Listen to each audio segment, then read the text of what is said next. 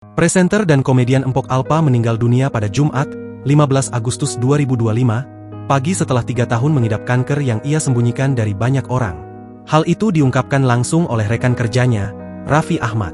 Selama ini dia nggak mau ngerepotin, jadi selalu ngerahasiain kankernya, ujar Raffi dalam tayangan For Your Pagi Trans TV. Kabar duka pertama kali disampaikan Irfan Hakim, yang juga menjadi rekan Empok Alpa di FYP. Menurut Irfan, Empok Alpa mengembuskan napas terakhir pada pukul 8.15 waktu Indonesia Barat. Kita belum bertemu langsung dengan keluarga, tapi hari ini, Jumat 15 Agustus 2025, Empok Alpa telah meninggalkan kita semuanya karena sakit, kata Irfan. Irfan dan Raffi saat itu tengah dalam perjalanan menuju rumah sakit tempat Empok Alpa dirawat. Berdasarkan informasi yang diperoleh, jenazah Empok Alpa akan dimakamkan pada hari ini. Empok Alpa, yang memiliki nama asli Nina Carolina, dikenal lewat gaya bicara khas Betawi dan pembawaannya yang jenaka. Karirnya melejit lewat berbagai program televisi, termasuk FYP Trans TV, yang mempertemukannya dengan banyak selebritas Indonesia.